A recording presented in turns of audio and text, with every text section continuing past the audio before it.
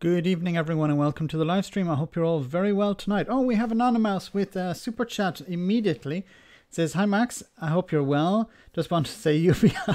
Thank you. Thank you so much for that super chat. I promise to perhaps talk about UBI later. Thank you so much for that. Very kind of you. So let's see who else is on the stream. We have Era. Great to see you, Era. We have Tom. Great to see you, Tom. I think I'm missing some people from the top of the screen, but okay. We have Raven. Great to see Raven in 1983 Witch. FSM is the dog. That certainly is the case. We have Catherine. Great to see you, Catherine. John O'Sullivan. Great to see you. Tiny Demolition Lover. Hope you're well. Hope things are good with you. We have Universal Basic Dividend. Great to see you too. We also have James S. Great to see you, James. Hope you're well. Killer, great to have you on. Hope you're well. Great to see you. We have Ronnie Mack. Great to see you. Tom, great to have you on. We have also another Tom, Tom Lydon. Great to see you. We have, let me see, Joe Green. Great to see you, Joe. Hope you're well. Good evening, Maxiteers. We have, let me see, Adrian Page. Great to have you on. CJM, great to see you. Hope you're well. We have Joe Green, great to... Oh, no, I already said hello to Joe Green. Giorgio, great to see you, Giorgio. MJ Nichols, great to see you. Akis Mad, great to have you on. Hope you're well. We have an Anonymous. Thanks once again for that super chat. We also have Andy, great to see you, Andy. Matt Greek, great to see you, 1066. Hope you're well. Well, we're up to 268 viewers. That's amazing. So I'll have to go really quickly. We have Zoe Castles. Great to have you on, Zoe. Hope you're well. We have Glasgow Kiss. Great to see you. Hope you're well. We have, wow, so many people. Derek, great to see you. Conservator, great to have you on. Archangel, great to see you. Aoife.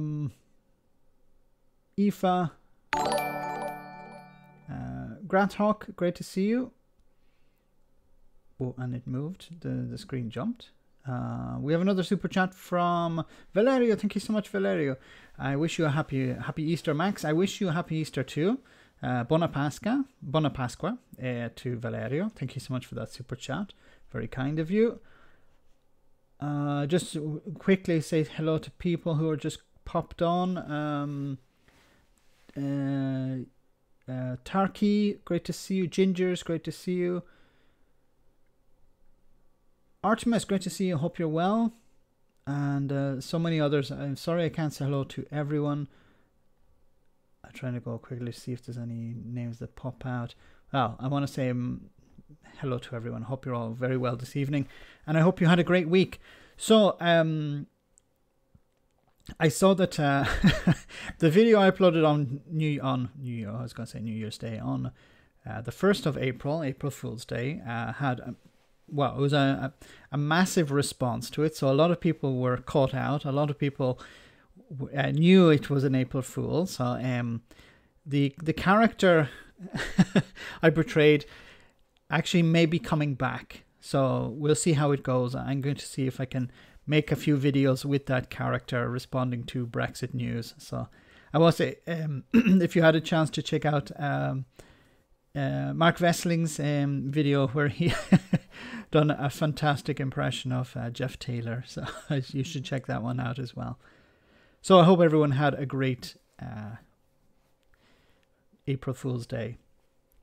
Let me read some of the chats before we jump into the topics for tonight. Hi from Leipzig, Germany. Great to have you on, Peter. Hope you're well. Get Brexit done. Yes, get Dexit done. That was a great one. Where was your picture of the Queen? Ah, it had fallen down. I actually, what happened was I was thinking of doing this at the it was a very last minute sort of idea. Some people had suggested it to me on Discord, and I was like, yeah, I'll really think about that. And then at the last minute on the day I was doing it, I actually did it on the day before, but the day I was doing it, I just thought of a portrait of the Queen, but I don't have a color printer. I only have a black and white printer, and I thought it would have looked a bit sort of crappy if the painting was in black and white. So I said, oh, I'll just leave that. Maybe I'll do it next time. I'll see about having a huge portrait of the Queen behind me next time. Enzo is on. Great to see you, Enzo. Regan Elite, great to see you too. Monkeytron, great to have you on. Hope you're all well. I love that video, AstroTurf. Great to have it. Yeah, it's great. It was a fun video.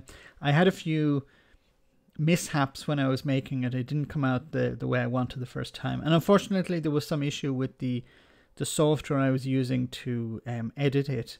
Unfortunately there was some trouble with the syncing of the audio on the video, but I'll see about fixing that for if I'm doing another one of those videos.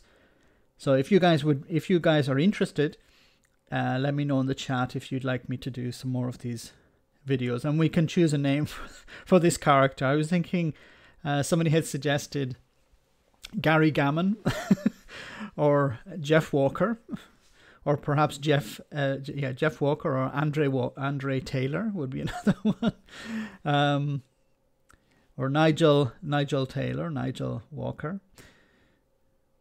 So the Mankini, when Max, we'll have to see about the Mankini. The Mankini's a bit on the back burner at the moment. Have a cup of sovereignty. Fantastic, Adrian. Make sure the Queen is Helen Mirren version. Yes, that'd be fantastic. Yes, or the one from what was it? From The Crown, the actress from The Crown. I have a picture of her laying above my bed. She gives me an extra 10 minutes extra time. Oh my God, Chris Ryan. Yep, go for it. Okay, I will. So we'll choose some names. Jeff Andre Walker. Alex Andre Jeffrey Fartage. Ian Andre Taylor.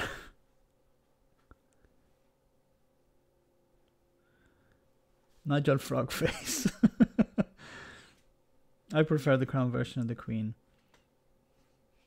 Queen Latifah, yes. Helen Bonham Carter. No, the in the season 1, I think it was, or season 2, I preferred. Nigel Pratt. Queen Freddie Mercury. Yes. I don't think that would go too well down with Brexiteers though.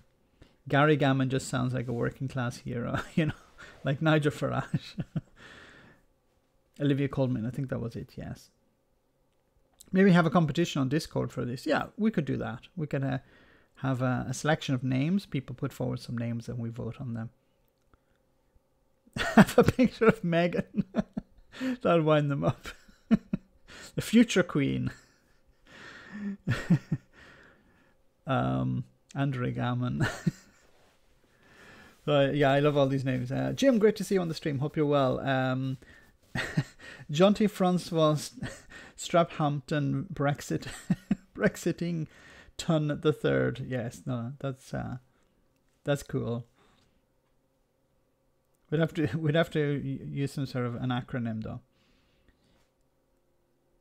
Lord Sovereign. Melania. Boris von Britain out.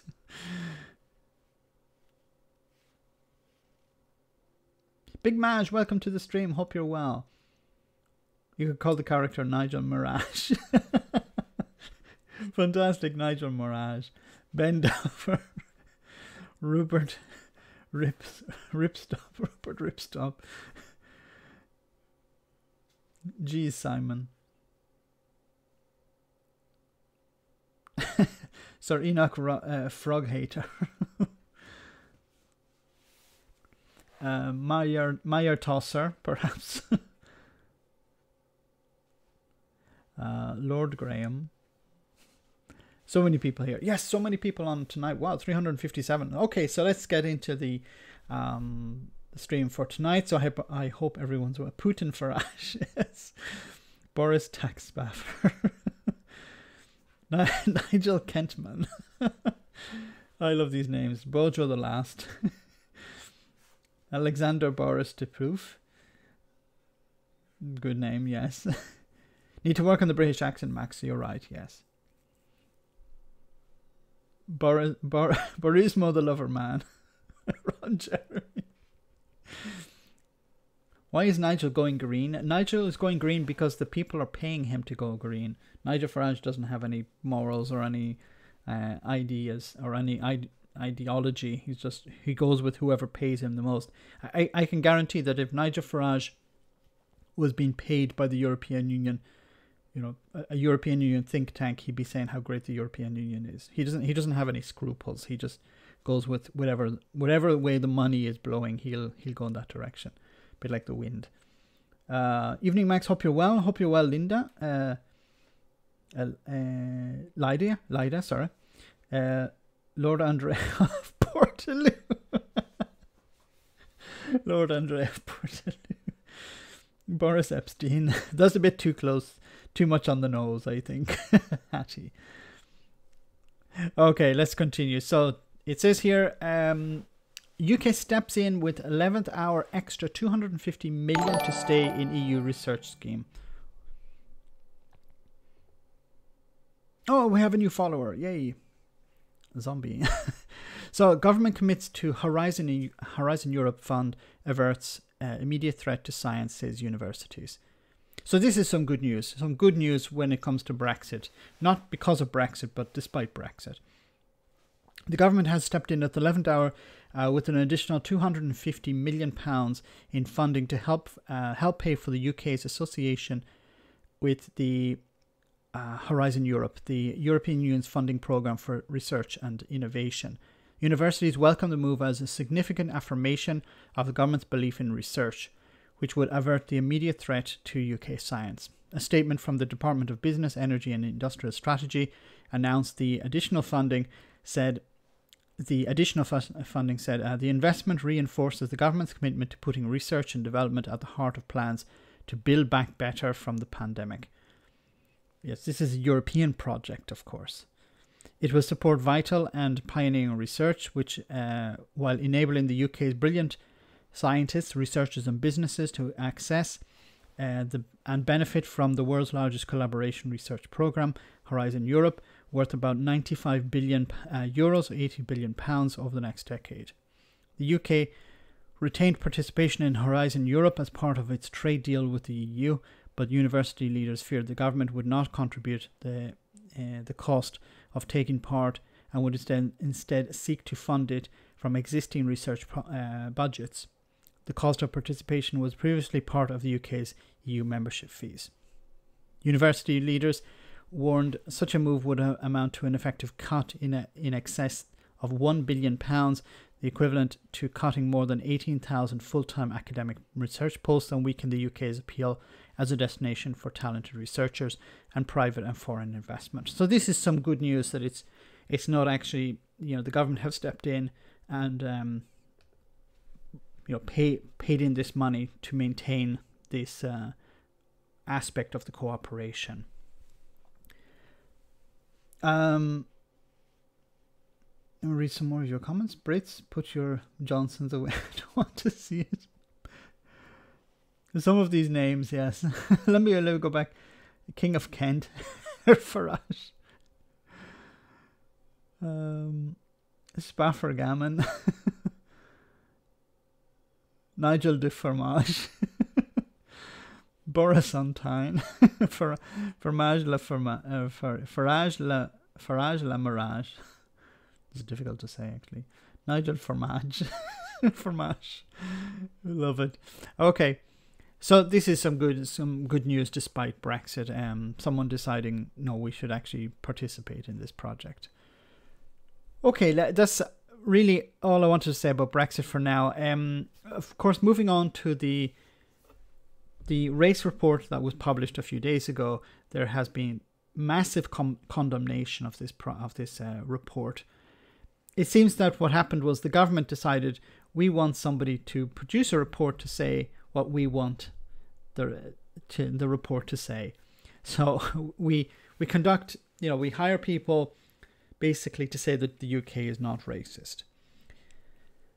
Race report consultation was faulty towers, like former Met officer says. Dal Babu, who was one of the UK's most senior British Asian officers, regrets taking part in the racial disparity report. What seems to be coming out is that the names that are connected to this report, many of them are saying, I didn't want to take part in this report, or I signed my name to it, but I didn't actually know what the report was going to say. So a former senior Scotland Yard officer has spoken of his regret in taking part in a Faulty Towers-like consultation for a report into race disparity commissioned by Number 10, as others continue to distance themselves from it. Dal Babu told of a shambolic discussions and said it was clear that other participants were generally from the right of politics and came at it almost as if it was pre-prepared, as if they had a pre-prepared answer for an exam question. He spoke out as the Race Council Cymru, from Wales, and the National BAM Youth Forum Wales said that they were appalled to have been referenced in the report by the government's Commission on Race and Ethnic Disparities. Babu, who was Metropolitan Police Superintendent and one of the UK's most senior British Asian officers until leaving the force when he was rejected for promotion, said he regretted taking part in the evidence gathering Zoom sessions for the Commissioner's report. It was like so he says it was a Faulty Towers-like experience. We were told it was going to be an ex-BAME police officer. We were told it was going to be ex-BAME police officers. I turned up and it was youth workers, a whole hodgepodge of individuals, he told BBC Radio 4's Today programme. We raised concerns that we police officers talked about, and they then stopped the meeting and got rid of some people who were not supposed to be there. Once the conversation got going, Babu said that those taking part expressed a level of cynicism about what was going on, as going to be said in the report, which he said had been vindicated. The commissioners lacked diversity of thought. They are all of one ilk, and I think we have seen that in the report. So he basically said, look, we have a lot of these reports, and in between they are punctuated by recommendations which never actually saw the light of day. It seems that this report, it's more and more obvious that this report was set up to say that the government was not racist, basically. That racism doesn't really exist in the United Kingdom.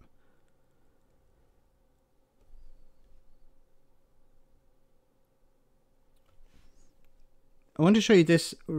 These are more responses to this report from people who actually were involved in the writing of it, like the police officer we've seen here before. Here you go, Dad. Thank you, my dear.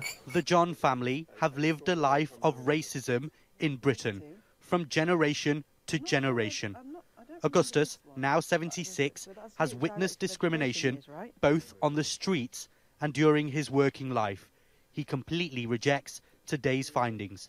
It's not that I was expecting very much, but I wasn't expecting so little, and so little that's sensible. Yeah. It's very difficult to see how they could come to the conclusion that they arrived, especially given the huge amount of research there is over the years of issues that cannot be explained other than by the structural racism that is endemic within the society. His daughter has had her own struggles and has already started having conversations with her 10-year-old. I've had to have discussions with Hope at the age of 10 that no parent wants to have with a child under the age of 16. These images were too powerful for the government not to respond. So Boris Johnson commissioned a team to find out how we can level up inequalities. But unfortunately, some of the people involved in writing the report, like the commission, the head of this commission, was a guy who didn't believe that Black Lives Matter was a serious organization. He said that it was politically tinged. James, thank you so much for that super chat. Every country is a bit racist, very hard to stop it. I think that's the case, but I think we need to also...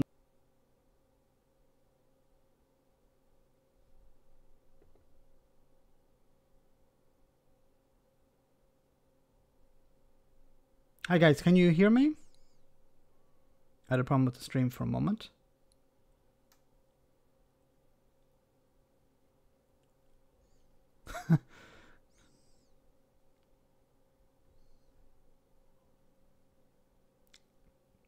I can hear you. Okay, sorry about that. So YouTube said I was knocked off for a moment, so everything's okay again. Okay, apologies for that.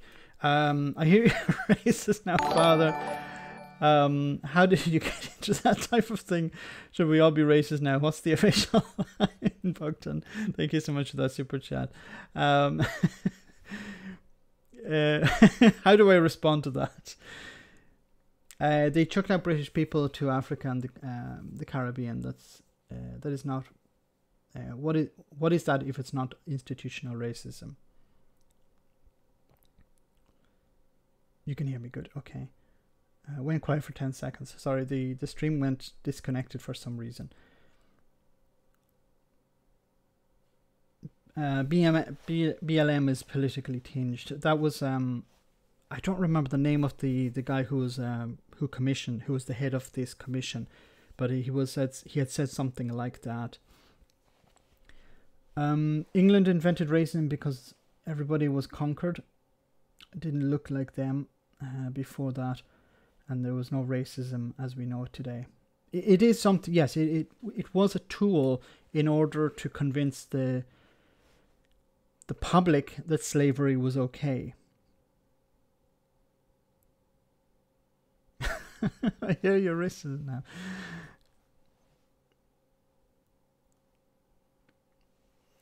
People just being racist because they're having a bad day. I think it's more than that, James. James Kerr, great to have you on the stream. Hope you're well. Starting with the Irish, then moving on to different shades of brown people.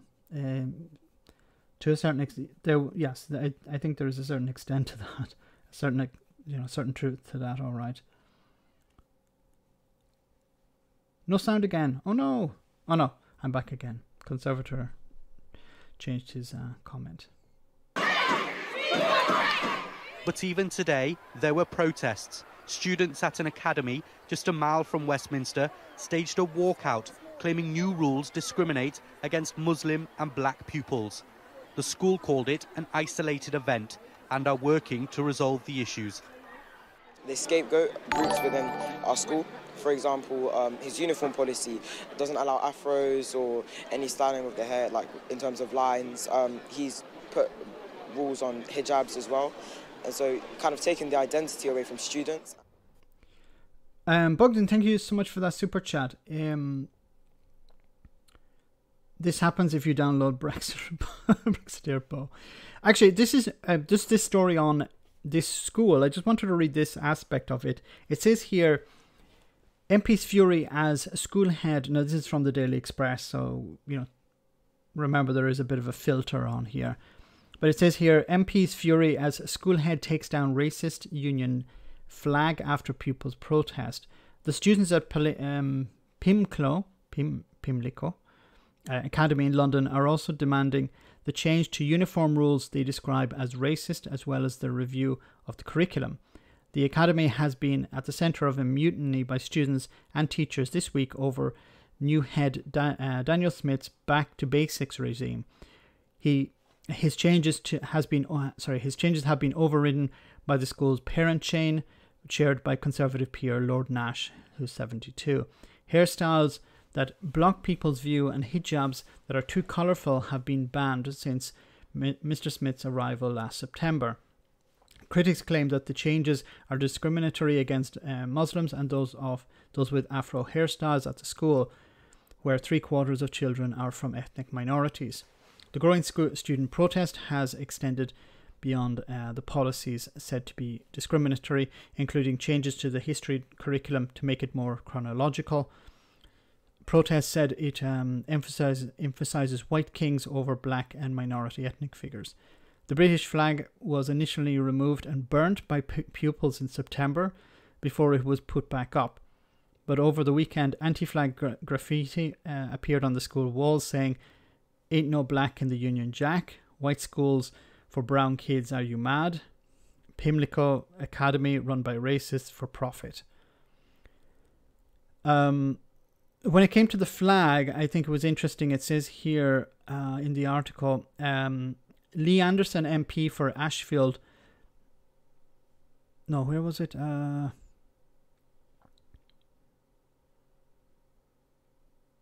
It says here, yes. However, Mr. Smith's decision to remove the flag pending a review has drawn widespread criticism from Tory MPs. Bob Blackman, MP for Harrow East, said it is totally unacceptable to have the position where the flag of our country is not allowed to fly over public buildings. Now, as far as I know, this maybe someone can correct me in the chat, but this is not a public building; it's a private school. So private schools have, but correct me if I'm wrong, but I assume that private buildings, private schools can actually fly whatever flag they want. There isn't actually a requirement. The kids don't get to be in charge. Very stupid, says Bogdan.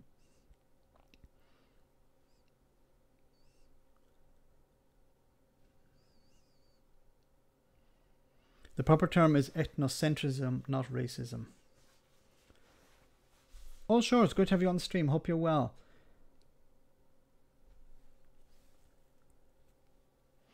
I got suspended from school for turning up with a shaved head, with a shaven head.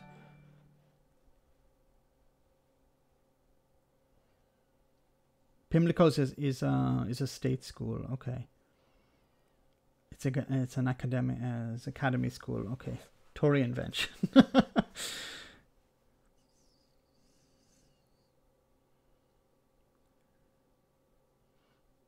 These obsessions with flags. Brexit was about identity.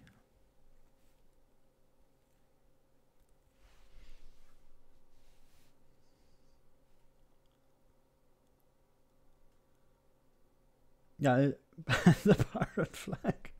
Just fly the pirate flag, and then nobody's worried.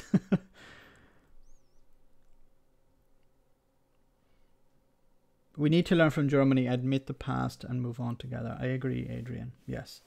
Matt, thank you so much for that super chat. UK was built on the backs of slaves, run by the super wealthy, and has institutional racism throughout. Anyone denying it needs to learn some history. See, this is the problem with a lot of this, is that you have... I think in the past there was somewhat of an openness to acknowledging this, embracing it, and moving on. But unfortunately today, the Tories have understood that they're able to distract the public by focusing on these particular issues like flags or the history of certain buildings. You know, the way that they talk about Churchill, it's almost godlike. He's almost godlike in the sense that we cannot criticize Churchill. You can only understand, you can only learn a set number of things about Churchill, and anything outside that is forbidden, is blackening his name in some sense. Police Academy. Does Jeff sit on a flagpole? Oh my god. Sugar Free, great to have you on the stream. I hope you're well. I led a rebellion at school. I got it in the local paper as well. That's amazing. Johnson flag will be obscene. It's not just the Tories race baiting, by the way. I hope the Labour Party aren't doing it as well.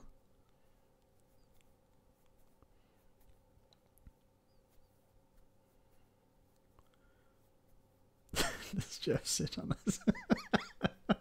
Sorry, I love that. Does Jeff sit on a flagpole? Anyway, let's continue. Being young, black and British isn't easy for Adele. She felt hurt by what the government is calling a landmark report. I think it was quite irresponsible. It was kind of like a middle finger up towards any ethnic minority, because it really just stated, we have not listened to anything you said. The responders giving evidence to the Commission repeatedly described systematic, systemic and structural racism, but the report itself concluded that institutional racism doesn't exist in Britain. A question we put to the government. The report looked at disparities and what was causing them, and it did find evidence of discrimination and bias, but actually quite a lot of the disparities they did find were not to do with racism and to do with things like class, geography, wealth, and so on. This is the typical response from the Tories. It's, there isn't racism, there's envy. There isn't racism, there's difference of opinion. There isn't racism, there's disparity in regards to income. There are rich people and there are poor people. Poor people don't do very well in life because they're poor. It's nothing to do with their race. They will, of course, not go as far as to say that there is no racism in the country. They'll say the only racism that exists is that of, your next door neighbour, or that guy who sits in the pub all day screaming at immigrants who come in or going out or go out. That's the type of racism that they acknowledge. They don't actually recognise or want to acknowledge institutional racism, for example. Chris, thank you so much for that super chat. I have a wonderful idea for a new business venture. Only flags. I think it would do very well in certain quarters. Divide and conquer. Yes, James. What were they thinking? Conservator. I assume, well, divide and conquer in the sense that distract the public, convince the public, the white poor middle class, working class and middle class, that their enemy is black or Asian, poor, working class and middle class. That's what it's all about. Convincing the public that their greatest threat is not them, the people telling you that their greatest threat is someone else, but is them, but is someone else, actually. Sorry, I'm getting a bit confused tonight. Johnson would be a fan of only flags. The disproportionate deaths of people from ethnic minorities will remain a legacy of the pandemic. Midwife Beanish feels this report has knocked back years of building better race relations in the NHS. It makes me upset. It makes me feel like I don't have a voice. I feel like I've been silenced because I'm trying to care for and make services equitable for the people I care for, but it's almost invalidating. The publication of this review was meant to be a moment of tightening divisions, but it's clear there is now anger, disillusionment and disappointment among those that want to see nothing but solutions. I just think it's going to get worse by doing this. By trying to ignore the problem, it's going to make it worse. Instead of actually facing the problem, working with the communities and trying to end these serious issues. But instead, it's the response from the Conservatives and Boris Johnson's government in particular is, there isn't a problem. Stop looking at us to fix the problem, because there isn't a problem. So it goes on to say here, the poisonous patronizing Sewell report is historically illiterate, it says. Since its publication, the report by the Commission on Race and Ethnic Disparities has been denounced as divorced from reality by public health experts. Dame Doreen Lawrence has warned it risks pushing the fight against racism back 20 years or more. Academics named in the report have revealed that they were not properly consulted. See, this is an issue that was brought up before, that they haven't been consulted. They were told, sign your name here to this report. It's about dealing with racism. And they were like, okay, probably. in the report have revealed they were not properly consulted, and an author is having his name removed.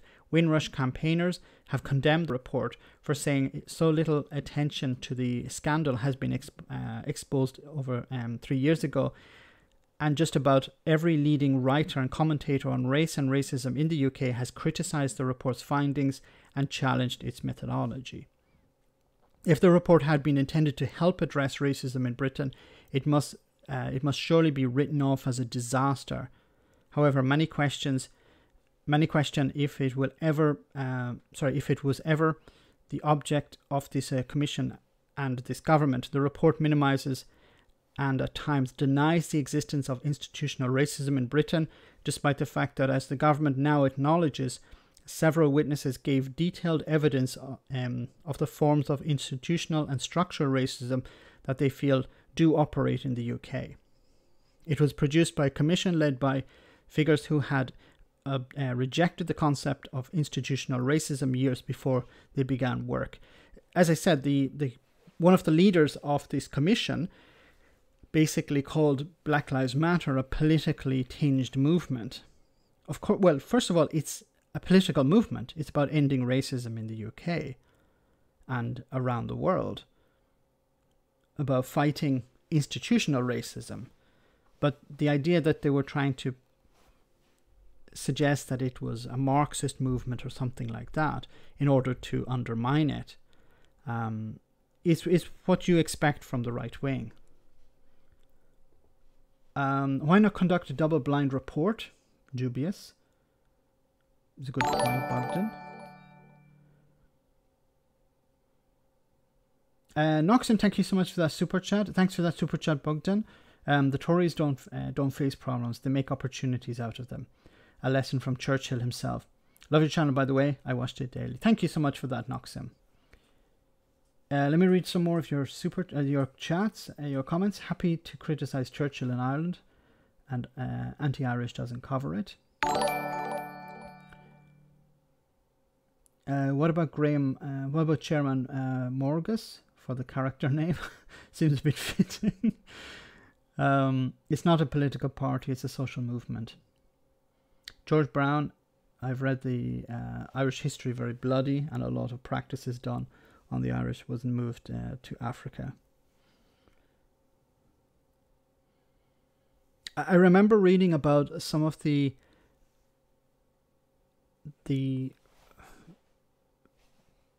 torture that was carried out in Northern Ireland on the so-called hooded men. These were people who were picked up off the street.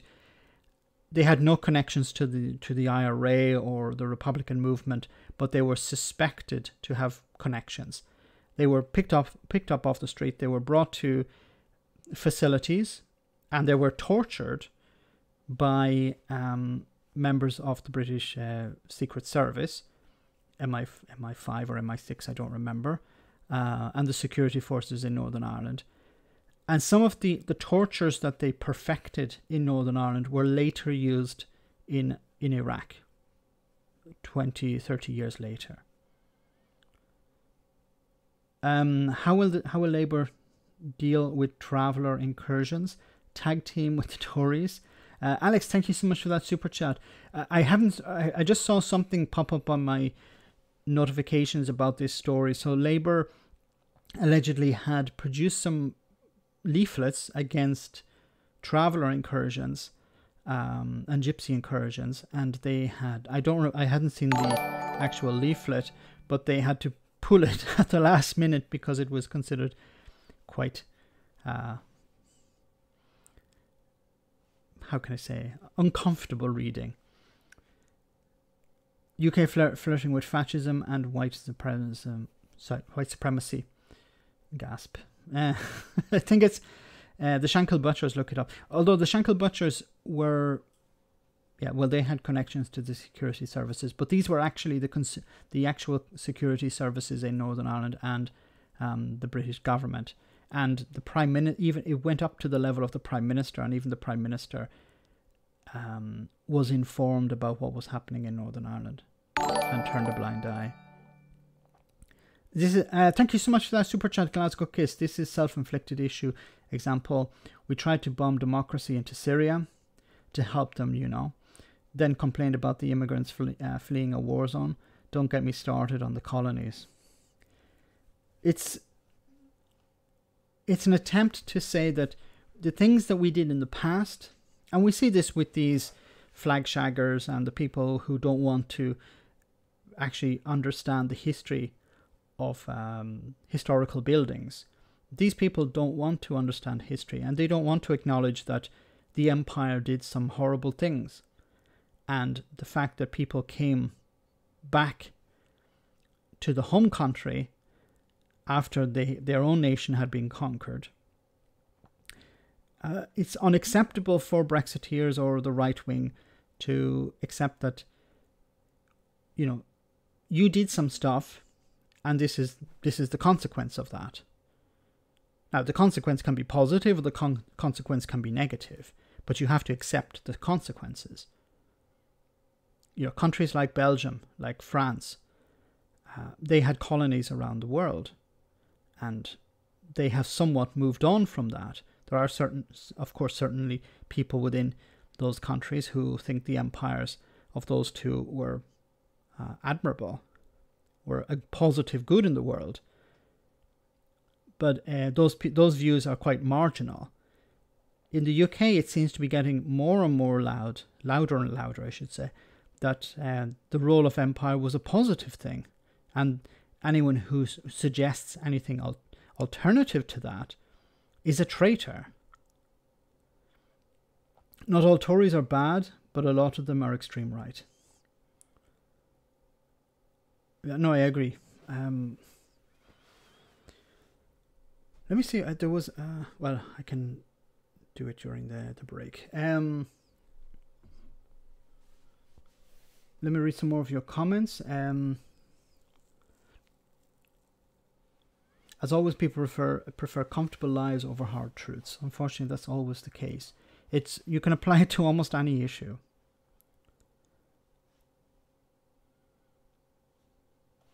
Right-wingers, our country is correct no matter what evidence to the contrary. And it's a dangerous road because these types of views used to be marginal. These types of views used to be beyond the pale, but now they're mainstream. And you even have politicians standing up in Parliament advocating for these types of views. I've seen the ads on UK government targeting for EU citizens to live and work in the UK after Brexit, the irony. Care to name a good Tory? Unfortunately, Max, the UK government hasn't even learned about the atrocities committed during colonialisation. Racism is not just from white people, it's everywhere, all over the world, says Kendra. It comes down to power. It comes down to we are in control of your land, of your territory, of you. And what's sickening about modern racism, like racism is sickening, of course, in any context, but what's extra sickening about it today is that it's used as a tool to convince the poor, the working class, that their enemy is not the billionaires and millionaires and the politicians, but their enemy is the other poor and working class people who just happen to be a different colour. That's what it's been about in the last number of decades. We can't, in order to keep the poor from rebelling against us, we need to find an enemy for them. And you can see how politicians work hand in hand with the media, the right-wing media, the Daily Mail, the Express, who continually convince the public that their enemy is this guy or these groups of young people coming across the sea in a dinghy who have absolutely nothing in their pocket. They have no money, they have no power, they have no influence. But those people are the enemy, not the ones who are telling you that those people are the enemy. The ones who are winning contracts for hundreds of millions of pounds to sell to the NHS PPE that doesn't work, that is out of date, that is obsolete, those people are not the enemy. No, the ones coming across the sea in a dinghy that is sinking, those people are the enemy. Because they're coming to take away your freedom. They're coming to take away your way of life. And it's worked.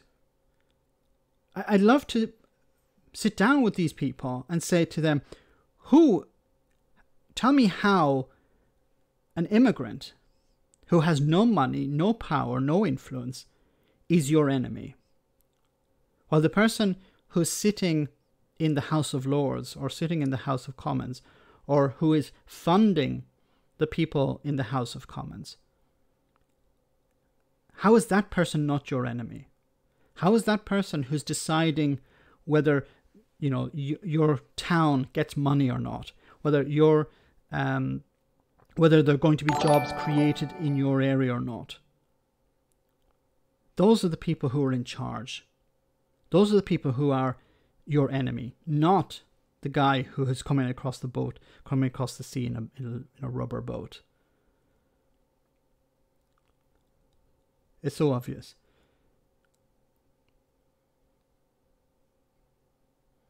And you can apply this not just to immigrants. You can apply it, go back in time a few decades, and it was about single mothers. Look at single mothers stealing from the public, stealing from the taxpayer, while at the same time real stealing was taking place. When I mean real, embezzling public coffers. Exactly. Migrants go through checks. Max, you can't reason with these people. I've tried, they will not listen.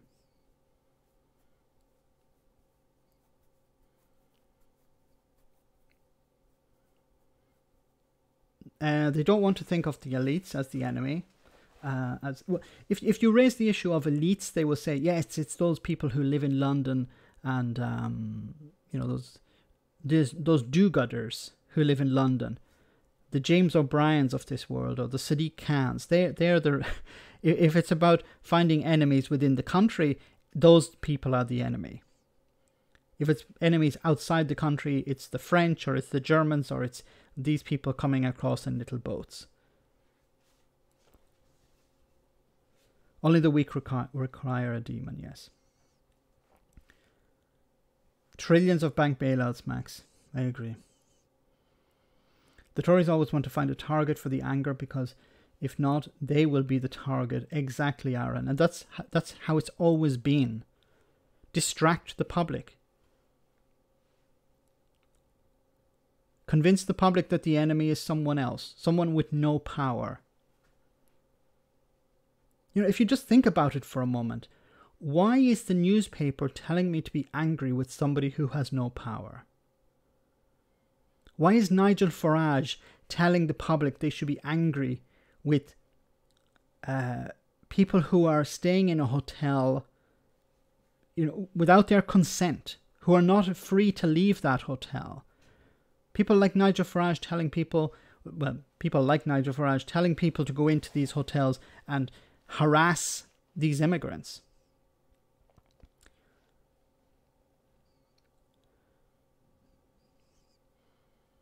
The rich are the enemy is just another cliche.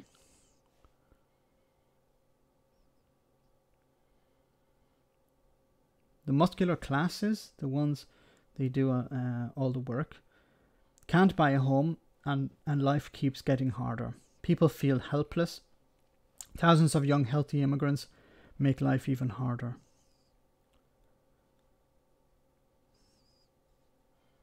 It's a complicated issue, and it's becoming more and more difficult to solve, because you have politicians who are not they're not actually interested in resolving these issues, because they know that as soon as they let their guard down, as soon as they admit that actually the people coming across the sea are not your enemy, then the public will have to say, well, who is our enemy? Who is taking away our public money? Who is taking away our services? Who is cutting our NHS? Who is, these people, the politicians will say, the immigrants are putting pressure on the NHS. The NHS, which has been defunded over the last 10 years. It's been defunded. Immigrants are coming and are working and contributing to society. And the response from the Tories is, these are the people who are undermining the NHS. These are the people who are taking more than they put in, which is it's actually the opposite. Immigrants put in more than they take out. Because when they arrive in the country, they have already passed through the most expensive period of their life, growing up, going to school, going to university. That is the most expensive period. They arrive in the country. The other country has already paid that expense, and they arrive in the country ready to start and contribute to society.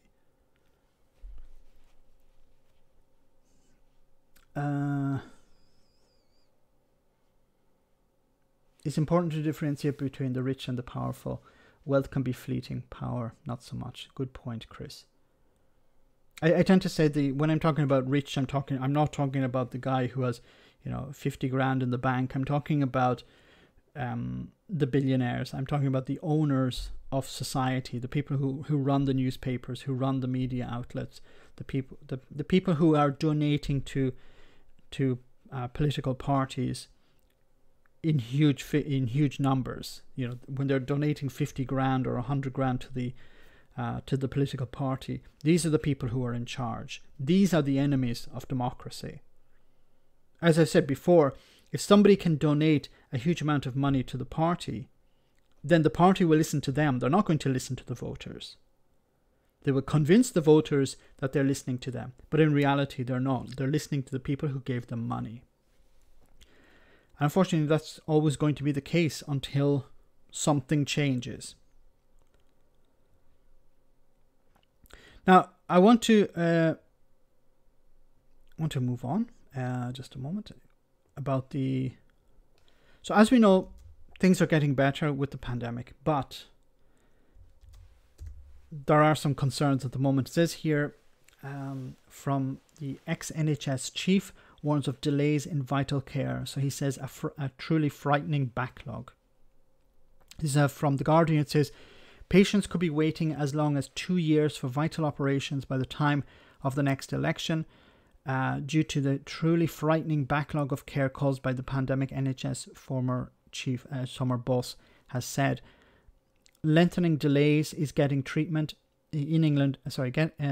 Lengthening delays in getting treatment in England will become a major political problem for Boris Johnson and pose a risk to patients' health, Sir David Nicholson told The Guardian. The backlog is truly frightening.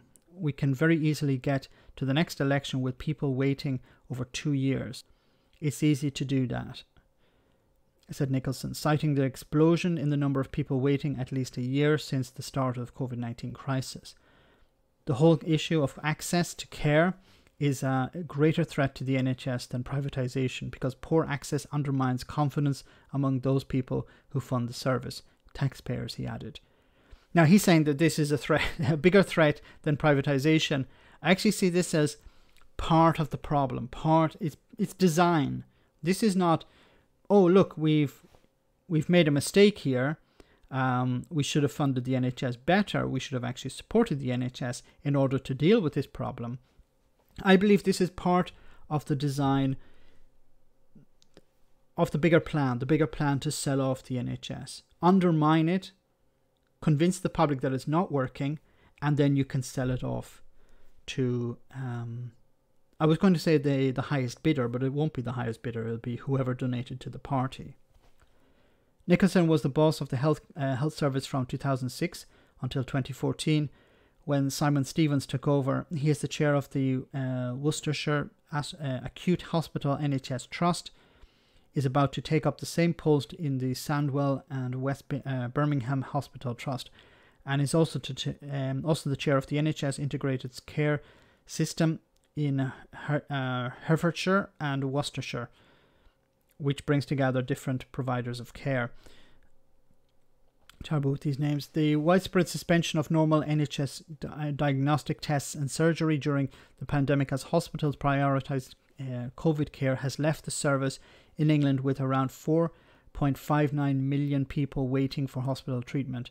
That number is set to rise to what the NHS Confederation believes could be as much as 6.9 million cases by the end of the year, as people on a hidden waiting list who put off seeking help after discovering symptoms of illness for finally visit a GP. Yeah, so this is what we're going to see, unfortunately, as many people are going to, as the pandemic winds down, hopefully, people will start to go back to their doctor in normal numbers again. And unfortunately, we're going to see a huge backlog. Now, what's the solution to this? The solution to this is to invest in the NHS, is to make it easier for doctors and nurses to train, not to make it more expensive for them to train, to provide free, bursaries provide bursaries to nurses to help them with the cost of study. This won't be something you can resolve in a year or even 2 years. It can take years and years to resolve this problem, but it needs to start immediately.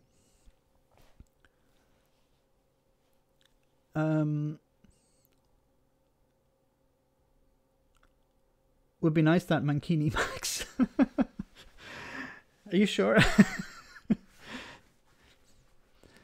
I wouldn't be so sure about that. When we see adverts on African TV soon asking to sponsor a Brit, messing with you. No caps all. Yes, don't write in caps. COVID killed a bunch of old people. That should help the NHS budget. Yeah, that was part of the plan as well. The solution in England is to move to a Bismarck system. I wish I believed in hell, so many of these politicians could go there. I agree too. Unfortunately, they're going to get off the hook.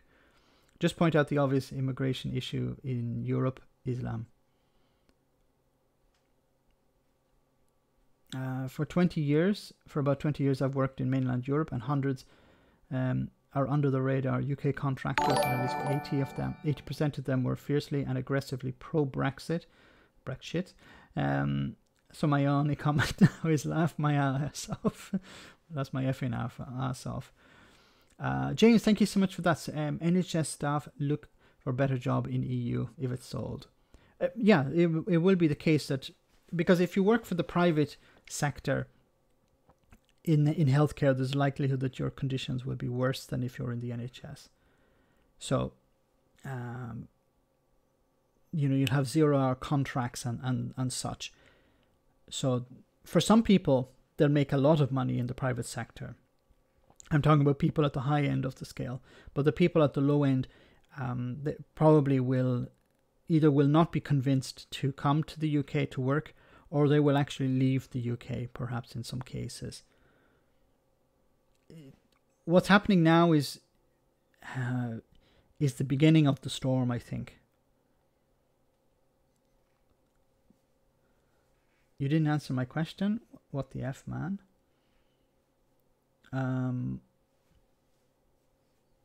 Jodders, the bursary change was a disgrace.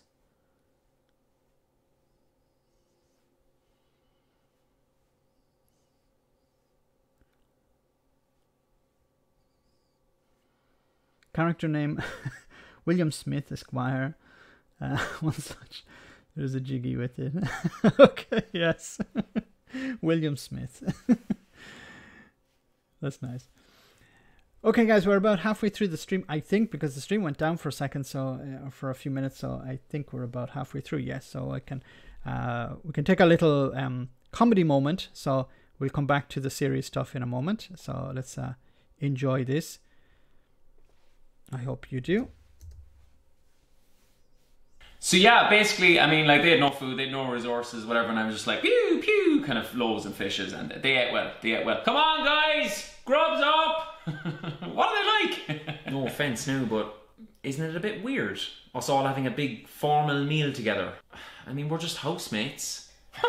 I'll tell you what's weird, you guys still having your shoes on. Get them off pronto! I'll give them a quick wash before dinner. That's it, I'm out of here. Oh? Surprise, surprise.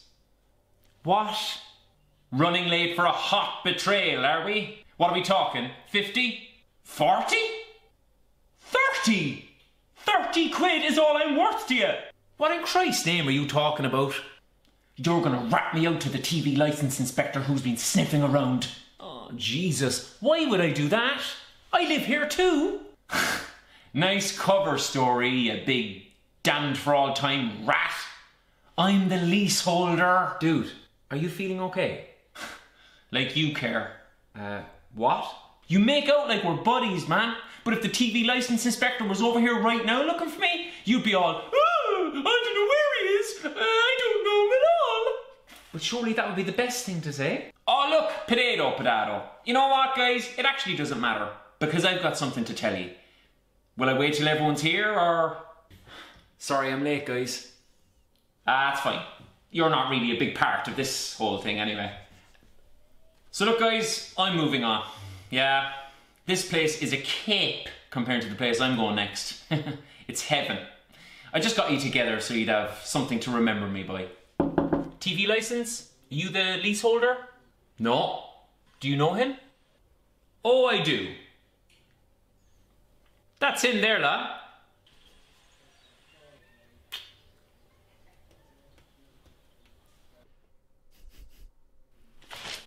Very good.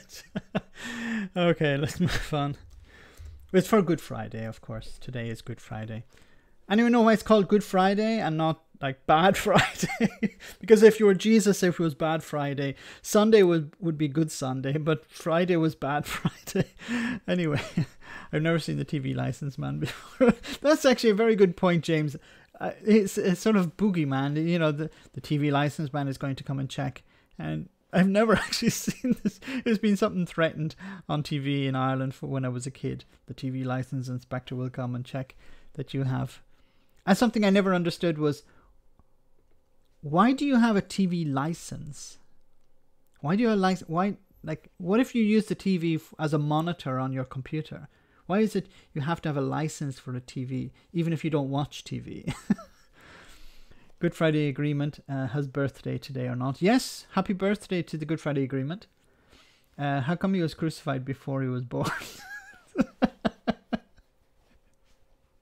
What do you mean before he was born?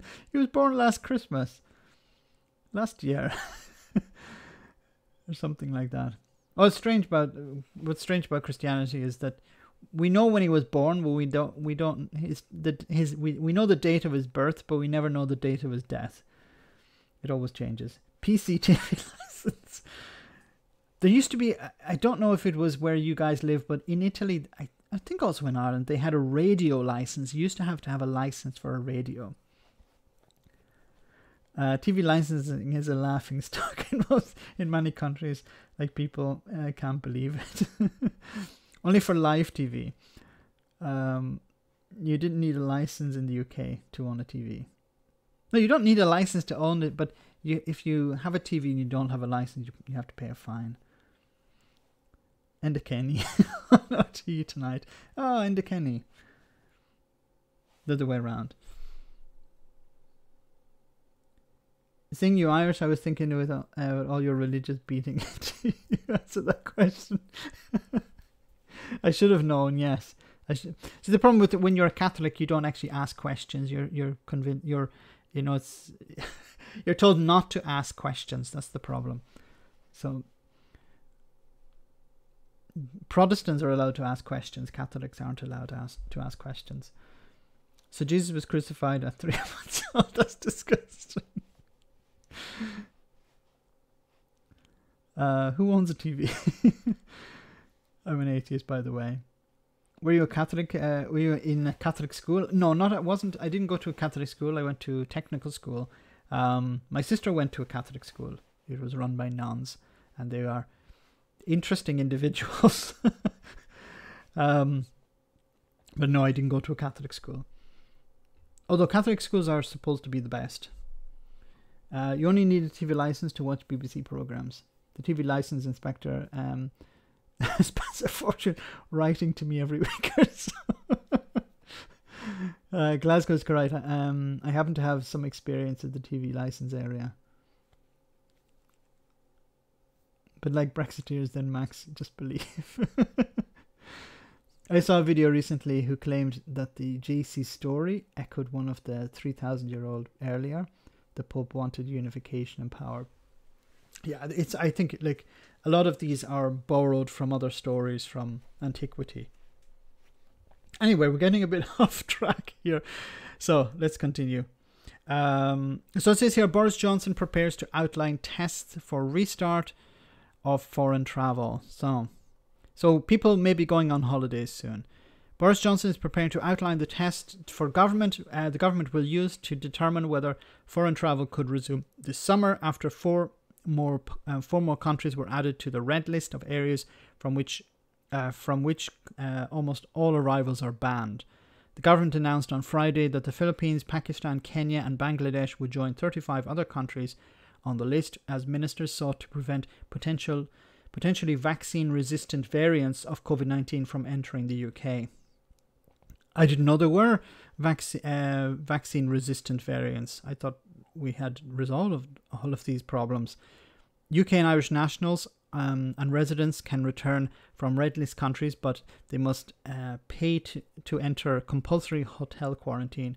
That's about £1,700 for the stay, which which in reality is some of the money going to someone and very little actually going to the hotel. The changes will come into effect on at 4 a.m. on the 9th of April. The government has made it consistently clear that it would take decisive action if necessary to contain the virus, and has added these destinations to the red list to protect public health, a government statement said. To the dismay of some experts, ministers have rejected the idea of widening the list to include European countries such as France and Germany, where a third wave of COVID infections is causing growing concern about potential for mutations. So basically, we want to stop people coming from the Philippines, Pakistan, Kenya and Bangladesh, but not from France and Germany, which are seeing surges.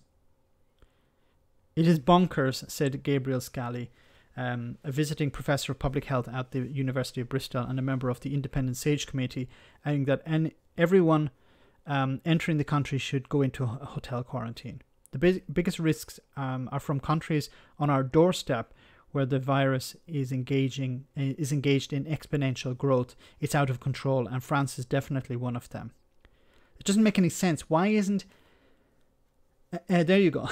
FSM is the dog answers the question I was about to ask. France and Germany have more money. So we want people coming from France and Germany because they spend money in the economy.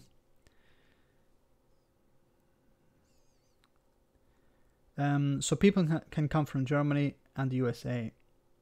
Yep. No problem.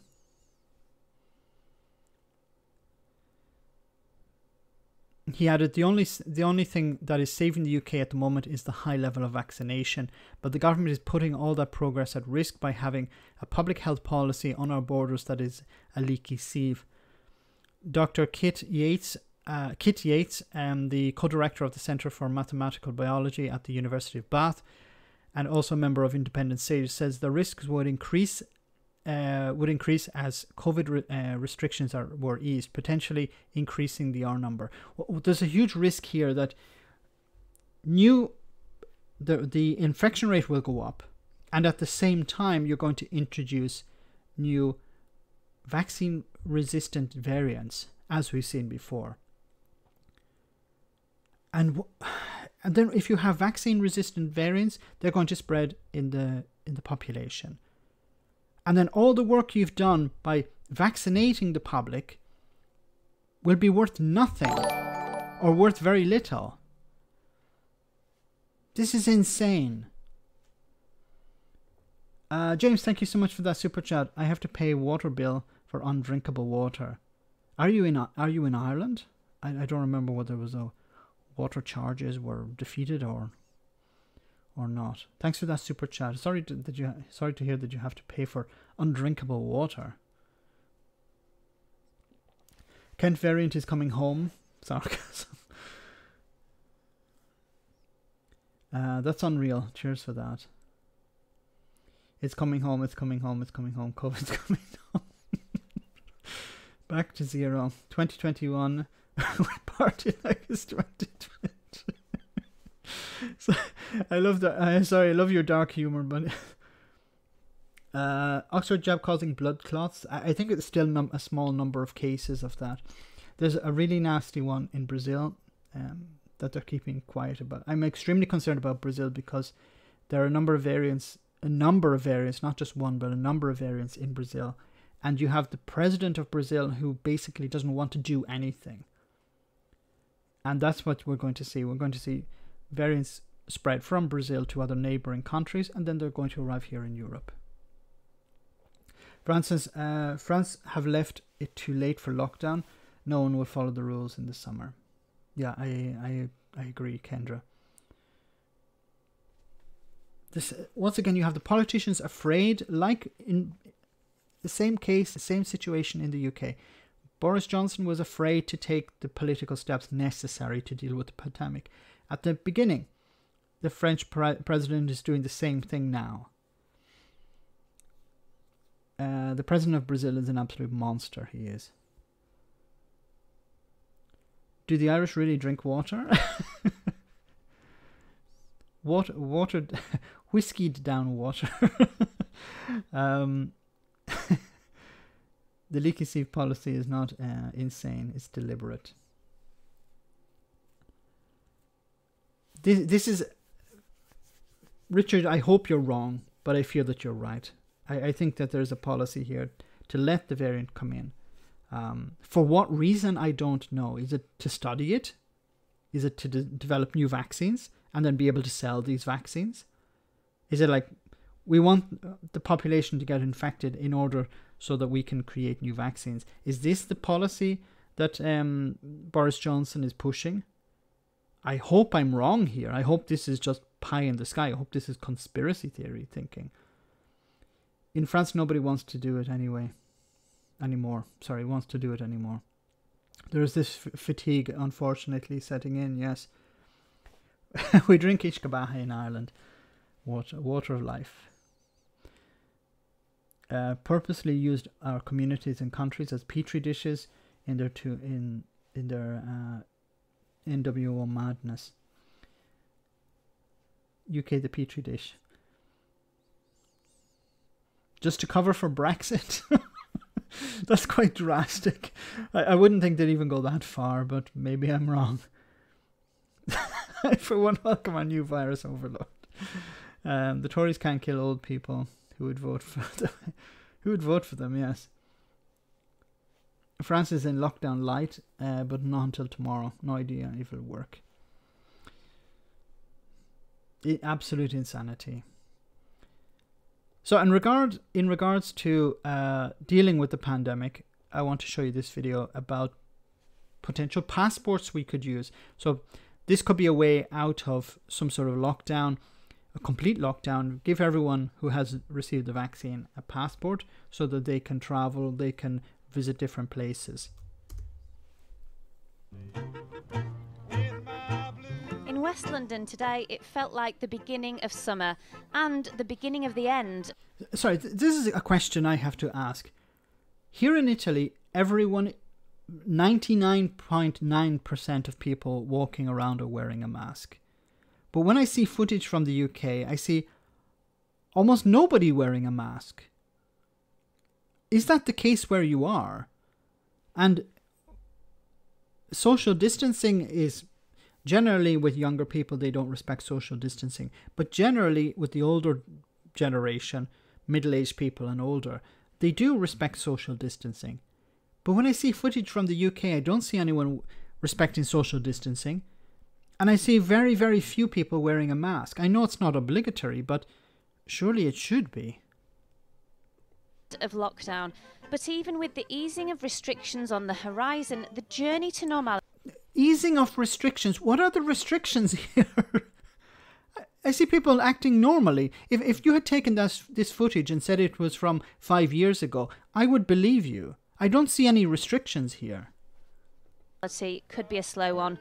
One step on the road back could be COVID. Now, this is the restriction on the business, but there doesn't seem to be any restrictions on the people. But maybe I'm going overboard here. certificates, proof of the carrier's COVID status. Sorry, people. James, thank you so much for that super chat. COVID, it's everywhere.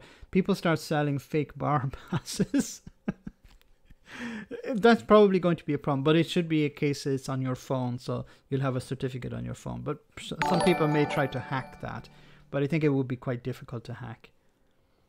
Showing if they've had the virus, had a vaccination, or the result of a recent test, used to gain entry to events and venues. Government-backed trials will begin within weeks, but similar technology is already being used across the hospitality industry to keep staff safe and in work. I think once you get over the stigma of putting something up your nose, which is quite unpleasant, but once you get used to doing that, then actually the passport element of it is incredibly easy to use. It's literally a scan process. Here they use an... Regan Ali says there's no police to enforce it anyway, Max. Wiscot's dog Maximilian Robespierre loves Easter. He likes when chocolate eggs grow little limbs. They're very sweet. Easter eggs on legs. Now I'm going to have nightmares. Here in Cork, social distancing is not too bad. Mask wearing is 100% indoors and on public transport, but outdoors only a few wear masks. People who've got the first job think they'll be fine now. Yeah, I think this is a huge problem. Masks with exhale negative pressure valves are less effective, if not useless. These so-called N95 masks are dust masks. Tests have been using throat swabs for months here. People in England haven't figured out trash bins yet alone. A dangerous virus. Here in Bulgaria, about 60-70% with masks. 60-40% with masks. Most wear them. A lot don't. And we're having a huge, a record death rate. Sorry to hear that, Vortigone. Minnie, thank you so much for that super chat. Happy Easter, Max. Stay well and safe, you and your family, for all. And that's for a big Easter egg. Yay, for the hamster. Yay. Although hamsters shouldn't eat chocolate, but I'll try and work something out. Thank you so much for that, Minnie. Chocolate is bad for hamsters and dogs and cats, I think. But I'll work something out. Thank you so much for that. James, thank you so much for that super chat. Well, Boris said, go and enjoy yourself to everyone. Of course. He wants to be popular. It's more about being popular than actually giving proper advice. English people, Regan Ali says, English people don't know how to put rubbish in the trash can. Goddamn hamster killer. Outdoors, the transmission is almost non-existent. So outdoors, we don't need to wear masks. Only indoors. I'm in London. 90% wear mask indoors, 0 outdoors. But I think also it's not 0, but I think, you know, there's almost non-existent. But isn't it better to wear the mask anyway? Even if it's not really effective. But I think because if you have more people wearing them outdoors, people will remember to wear them indoors. They'll be more attentive. Well, I'm afraid many people go into buildings and they're like, if they're not wearing the mask outdoors, they'll just forget about wearing it indoors. An app called V-Passport. It requires the user to take a COVID test. The results are then fed in, and if it's negative, they get the green light to go to work. As an industry, we're really used to facilitating rules. And you do things like ID checks already for alcohol and that type of thing. Yeah. Exactly. So for us to add in another check is not a problem. So this is a good response to those who say, oh, well, I won't be able to go to the pub, or I won't be able to go into a certain building unless I have this vaccine passport, and this is infringement upon my liberties. But if you want to travel, in some cases, as he said, there are alcohol checks for people to work. This is just an extra layer. It's not something new. It's not something to take away people's freedom. If it is, then you'd have to apply the same logic to those other checks. And as I say, if that gives people the confidence to return to restaurants, confidence for our workforce that not only are their colleagues safe, but other people in the restaurants are safe, it will inevitably create a more relaxed environment. Going back to the theatre could also require a COVID certificate. Whether they'll be mandatory is currently under consideration by ministers. This is not about a vaccine passport. It is about looking at ways of proving that you're COVID secure, whether you've had a test or had the vaccine. Clearly no decisions have been made on that because we have to weigh up different factors, the ethical considerations and so on. But the ethical consideration. A Tory MP talking about ethics. Really? The people who invented universal credit are talking about ethics? Anyway, sorry, I'm getting sidetracked. it may be a way of ensuring that you can get more people back doing the things they love. But there is already a backlash brewing, and it's created some unlikely political alliances with Oh my God. former Labour leader Jeremy Corbyn and former Conservative leader Ian Duncan Smith joining over 70 MPs who are against the plans. I'm really worried that internal vaccine or COVID passports would become very quickly a tool of discrimination and bullying. So if you start making this a basis for going to the pub or going to a restaurant, you are handing discriminatory powers to every bouncer or unscrupulous boss. Okay, but if you have the vaccine, then you can get in. Like, how is this? It's scanned and it says you can pass. I don't understand how this is discriminating against people. It will discriminate against people who maybe need to be shielding. But people who should be shielding shouldn't probably be going to the pub in the first place. Like, if people can't get the vaccine, they're probably shielding, or they have a weak immune system. Those people shouldn't be going to a pub full of people in the first place. You know, if there's a risk, if there's a virus about. I think in a way it's protecting a lot of these people. I must admit, as I did in the video earlier, I'm not convinced on this, as you guys are. I agree with the vaccines. I just don't like the fact that they've become de facto mandatory. I understand your feelings, Matt. I just feel that the problem is this is not just one. This is not just one variant or one virus. We're going to see more of these, and unfortunately, we're going to have to protect ourselves in this way. And some people, in a way, will have to make it mandatory, because many people will, if a significant number of people reject it, which seems to be happening at the moment, I'm afraid that it's going to undermine immunity, and it will mean that numbers will go back up again, and we're going to be facing longer and stricter lockdowns once again. This is the way out of lockdown, in a sense, a permanent way out of lockdown. And this is just one fight. We're going to see more fights in the future as well against other viruses. I'm afraid. I'm afraid. I understand the fact that people are afraid to get the vaccine. They've heard horror stories, but there is no other way, I'm afraid to say. Big public events like the Snooker World Championship could be used to trial COVID certificates over the next few weeks. In Richmond, most people had just one thing on their minds. You'd be happy to go along with it, to get back into the pub? Yeah, I suppose I would, really. We've done a lot of things we're not used to, haven't we? So, yeah I probably would.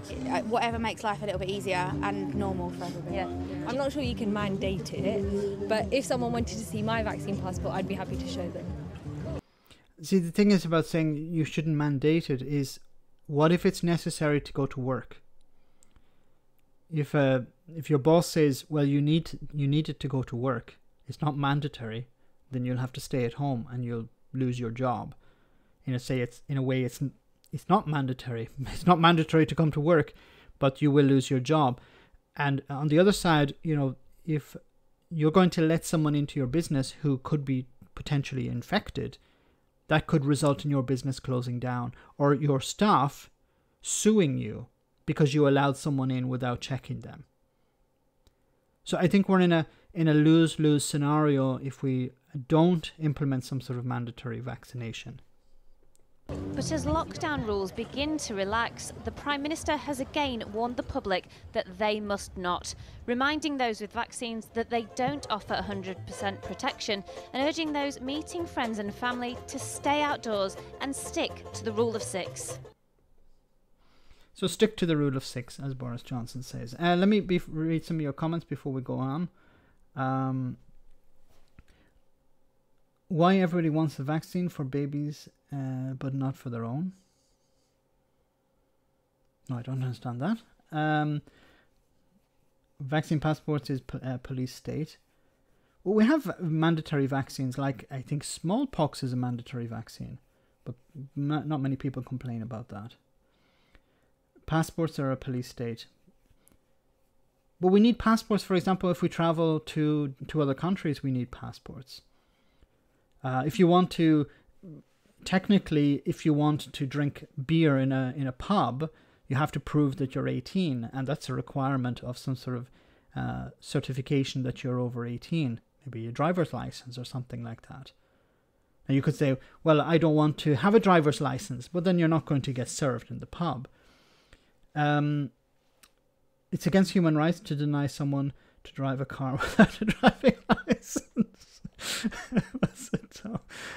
See, okay, thanks for that super chat, Tom. See, it's not, we need to have, in a sense, it's right. If you allow people to drive around without a driving license, there's a risk that, they don't have a driving license. That means that they're not safe to drive. There's a risk that they will kill people. In the same way, if somebody doesn't have the vaccine, and they, wander around without the protection of a vaccine, there's a potential that they could kill people by infecting them. Now, we needed lockdowns in order to protect the public because we didn't have a vaccine. Now we have a vaccine, we can avoid using lockdowns, because the alternative seems to be either a lockdown or a vaccine. And if people don't want the vaccine, then we'll be faced with more lockdowns. Make the vaccine passport blue. Then all the Brexiteers would say, yeah, I want it. It'll actually be green. Be like, go, green. Vaccine passports give freedom to those who are vaccinated. It limits freedom to those who do not. Unfortunately, that's the counter.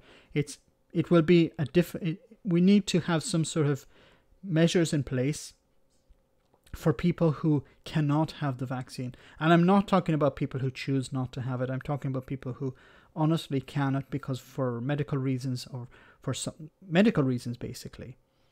If somebody says, well, my religion is against it, I'm sorry, your religion does not trump public health.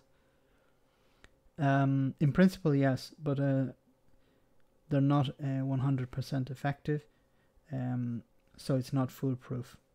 Well, no, I don't think any vaccine is 100% foolproof, but it's the best that we have, because the alternative is lockdowns.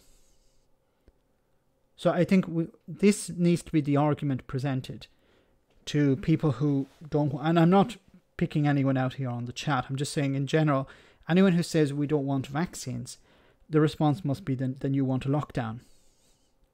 That would be my response to the politicians, the conservative CRG group, who say we don't want, we have the vaccine now, so everything is great. But some of those people don't want to take the vaccine. They don't want vaccine passports. They don't want to guarantee that some people have the vaccine and can prove it, because the vaccine passport proves that you've had it. It's not. We can't just assume that everyone has it.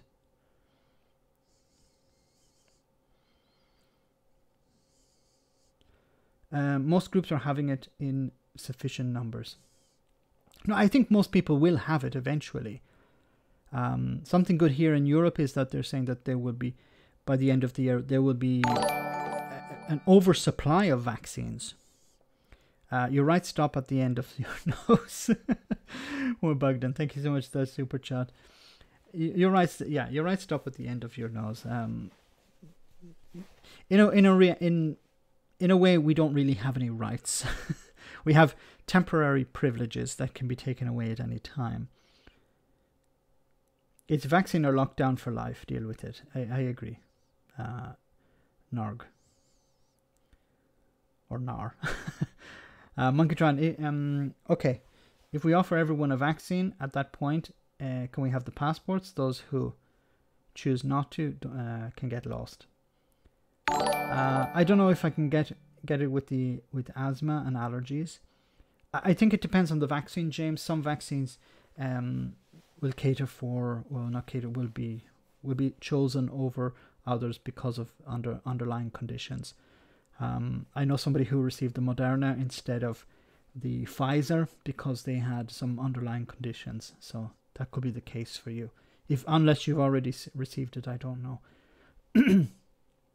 I've been locked down for a decade. Who's been locked down for a decade? Hostile environment. Well, it's a license or Jack. Okay, let's continue. So in regards to test and trace, which has been generally described as an absolute disaster. I covered part of this in a video a few days ago. Well, let's talk to the Minister for Apprenticeships and Skills, Gillian. So this is Gillian Keegan, who's going to say, you've probably heard some of this already, but she's going to say how, well, test and trace is not perfect. I thought for some people who may have not seen the video, this is quite interesting. Gillian Keegan, good to see you this morning. Look, test and trace has cost, what, £37 billion so far. There's been criticism of it throughout, and now these figures showing...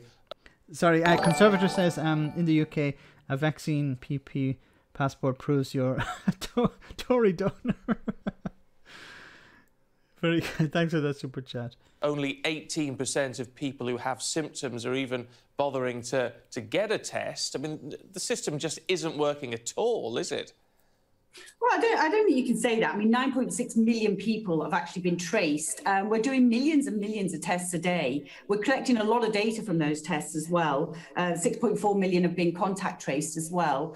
And yeah, I mean, you know, is the system perfect? No, it's not, because it relies obviously on people doing the right thing. It relies, as I said in the video, it relies on people doing the right thing. So we're not going to actually give people the money to do the right thing. So we're just going to hope that they do the right thing.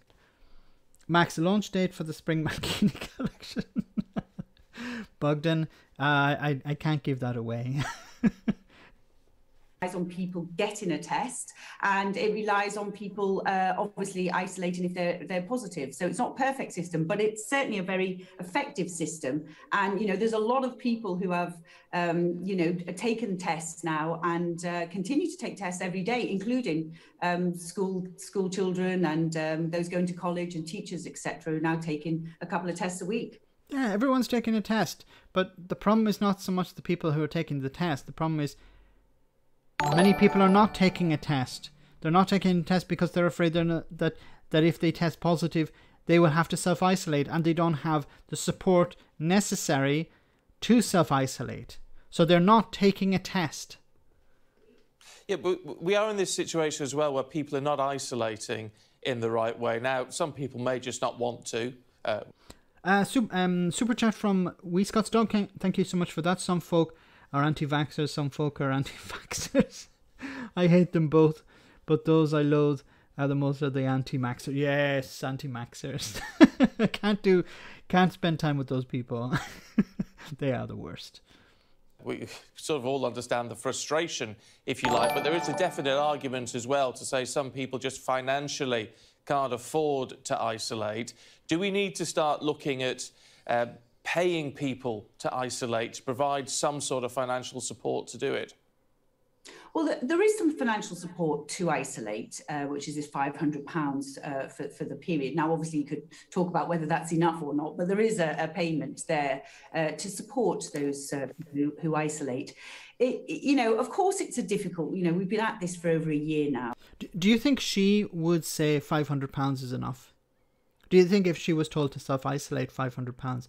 Where did I put my flag? Where is her flag? That's a good question, Tom. Where is her flag? She's not a true patriot. She doesn't have a flag. Even I have a flag. I have two flags. Remember, there's an after stream chat. Yes, do check out the after stream chat on Discord.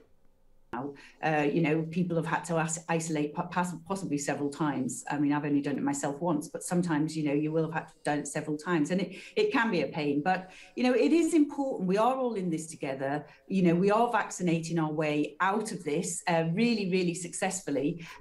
Kendra says £500 would pay for her nails. Tori said 500 quid is incentive to get infected. Yes. But we have to be cautious, and we have to still follow these guidelines. So, you know, get a test if you have any symptoms, get a test if you've been asked to by your employer, and, you know, isolate. If you're testing positive, you must isolate. It really is important. It's important for everybody, all the people that we all care about. It's important that you do so. And it's not long. So you forgive me, but you say get a test if asked to by your employer. We just saw that report about Pimlico plumbers. Do you then support the right of an employer to say you can only work if you've had a vaccine? We'll only employ you if you have a vaccine. Is that a move you think is sensible? Well, there's there's pros and cons, obviously, to this approach, and it is quite complex, as your report out. The answer is no, because many people can't have a vaccine yet because they're not available yet. Many people can't have the vaccine, haven't received the vaccine. So the employer can't say you can't come to work if you haven't received the vaccine, if they haven't been made available to people. Bogdan, thank you so much for that super chat, after stream chat, where the Mankini magic happens. That's false advertising. You'll have me up in Ofcom. We'll be having a word with me for that.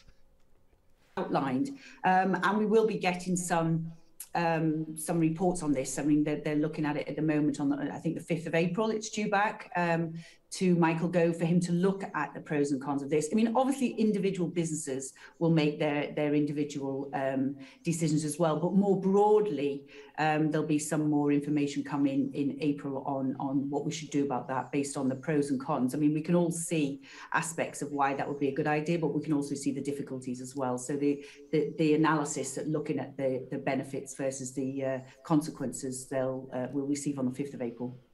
Can I ask you about the race report? Because yesterday, obviously, we were talking to the Minister and he hadn't actually seen it in full because it hadn't been fully published. It has now. Look, the Shadow Secretary of State for Women and Equalities has said the government must urgently explain how they came to publish content, we know it's independent, but published content which glorifies the slave trade and immediately dissociate themselves from these remarks. Well, it doesn't glorify the slave trade. It is an independent report, and obviously we have the report as of 11 a.m. yesterday, and we'll obviously be looking at it. It's 285 pages. I would suggest that the most important thing that your viewers get is to actually read the report and not the reports of the report. But if you look at, you know, it did recognise the inhumanity of slavery. It did recommend I thought she didn't read the report. She's saying you should read the report. She hasn't read the report. She said you shouldn't read reports of the report, and now she's commenting on the report. How can you comment on the report if you haven't read it? There are 400 likes. Will there be 400 likes? I don't know if we'll get up to 400 likes tonight because we're at 352 viewers. Anyway, guys, we're getting close to the end of the stream, so I just want to jump ship to Scotland. Jump to north of the border, where we have a report on Scotland. So Nicola Sturgeon, First Minister of Scotland and leader of the SNP, has said that she will not work with Alex Salmond, who's the head of this Alba party, or Alpa party, I think I should be pronouncing it correctly, or correct me if I... 258 pages of nothing but fluff. UBI required. In the toughest of years for Nicola Sturgeon, more than 10,000 Scots have died in the pandemic. She's also been dogged by her government's handling of a failed Scottish government complaints process against Alex Salmond. 2 women were failed and taxpayers' money was lost. Good afternoon, ladies and gentlemen. Now Mr Salmond is a political rival too. Scottish Parliament elections just over a month away. It's been a hard old year. But before the pandemic, her minority SNP government had almost 4 years to make its mark. The defining mission of this government will be education. As for COVID, would she commit to a date for a public inquiry, becoming the first leader in the UK to do so, and surely piling pressure on Boris Johnson to do the same? In the upcoming interview, you will hear her answer. First, though, to the Salmond inquiries and the words of the women themselves, which Miss Sturgeon has surely reflected deeply upon. You say the women who made the allegations were your priority all along. That doesn't tally with what one of the women said last week, which is that... Actually, I just saw in the comment somebody who's against UBI. How can you be against UBI? The government, after the process fell apart, your government dropped them. I have said that we let the women down. I've never shied away from that. That was the case in the initial investigation, and I think reflecting on the comments of the women who gave evidence to the inquiry, that was clearly the case throughout the process. That's something I reflect on very seriously, and if I'm re-elected as First Minister, will want the government to take steps to address. Questions have been raised about your leadership. Some people clearly think you're absolutely amazing. But I wonder about those voters who say that you're too controlling, too autocratic.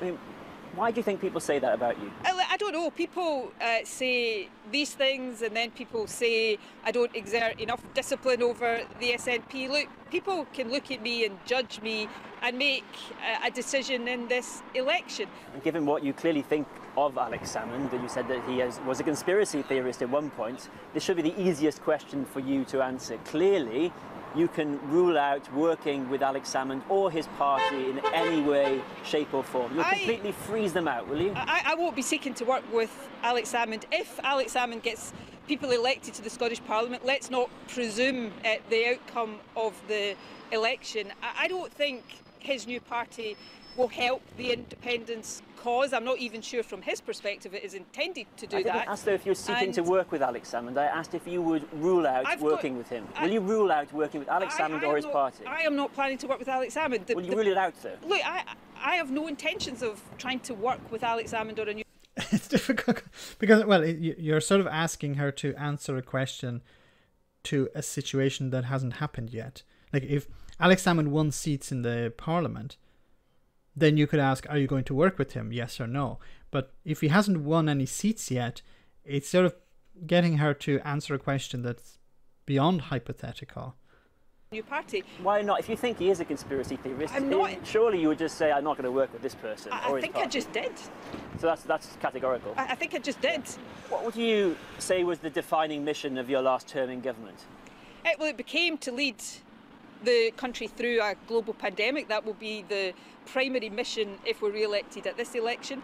But over the whole government, what was your defining mission? To make Scotland a better place to live. Because 5 years ago you said it was education. Well, I was about to go on to that. To improve education, we have narrowed the attainment gap in education. We have improved attainment overall, but there's still much work to do there. And you said judge me on that defining mission, and Audit Scotland, an independent body, have produced a report in which they do just that, and they say that closing that attainment gap between the richest and the poorest children, progress on closing the gap has been limited and falls short of the Scottish Government's aims. So on your defining mission, have you fallen short? We haven't completely closed the attainment gap.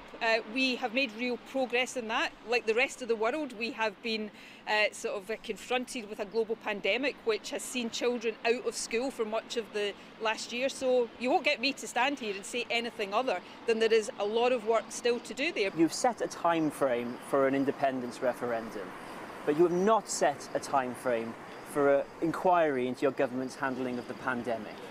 Well, actually, I had met just a number of days ago with the organisation that represents bereaved families, and what I said to them, and this has been reported publicly, is that it will be a priority if I'm re-elected to set and train the steps necessary to establish a public inquiry. I think we're the only government in the UK that has actually said that. Public inquiries do take time to properly... So you'll probably hear from Boris Johnson in a few weeks' time saying, yeah, we're going to hold a public inquiry as well. Somehow I doubt that's going to happen. Now, I hope there is a public inquiry held, an independent inquiry actually, that looks into what was done right, what was done wrong, and that if people made mistakes that they pay the consequences for that. But we'll see what will happen. But I don't think an inquiry is going to happen anytime soon. So guys, we're almost at the end of the stream. I just want to say a huge thank you to everyone who came on tonight. Big thank you to everyone who sent a super chat. Thank you so much for that. Before I go, probably next Tuesday at the next stream, there may be a special event. So I'll give you some more details about that if I can get it sorted out. But just to give you a bit of a clue, it could be something related to Scotland. But I'll give you some more information as soon as I have it solidified. And Biden, unfortunately, I don't have time to get to Biden tonight. Biden is investing hugely in infrastructure at the moment, the biggest investment in decades, which hopefully is going to relate into jobs. I think something very interesting about Joe Biden is that he's emulating somewhat FDR, reinvesting in the real economy, not just pumping money into Wall Street. So that hopefully is going to manifest into jobs. That's basically what I was going to talk about in the report I was going to read. So, James, thank you so much for that super chat. She's great at holding her own. Needs no defending. Yes, I'm not. Max, what brought you to Italy? Ira, thank you so much for that comment. Thanks, James, for that super chat. Mrs. Max brought me to Italy. It's a long story. I may talk about it and then ask you anything, which should be coming up again soon. So let's enjoy our one for the road before we go. Well, I'm up the west end of Glasgow. I'm on the campaign trail. I've already saw 2 people on a penny farthing and a woman looking for organic couscous. I thought that was a rash you got if you drank sour milk. But it's been quite the week. We're still telling people to stay in, not to go out, not to go crazy. I mean, the lockdown's easing, but at the end of the day, we're all still fucking frightened we're going to get this COVID. Alba. I mean, there's more and more parties coming out the closet. We've got the far right coming out, and they're like, oh, we're looking for votes as well. Well, fucking good luck with that, Bunty. I think we saw you off before. But at the end of the day, it is what it is. So, go out there and vote. Well, I'm up the west end. So get out there and vote. No, I won't repeat that. So guys, have a great weekend. I'll see you all next time at 9:30 British summertime, or is it Greenwich Mean Time, whichever you prefer. Sour milk. No, sour milk it should be.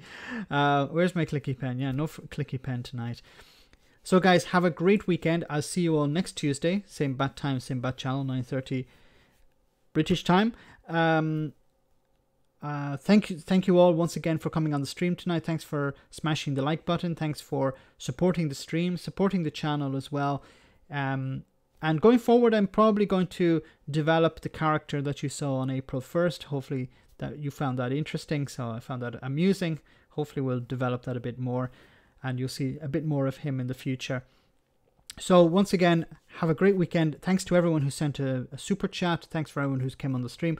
And a massive thank you, of course, to the moderators who always do a bang-up job. Have a great weekend, guys. Stay safe. And as Boris Johnson always says, stay alert. Good night. Take care. And I'll see everyone who's on Patreon and the post-stream chat. Good night.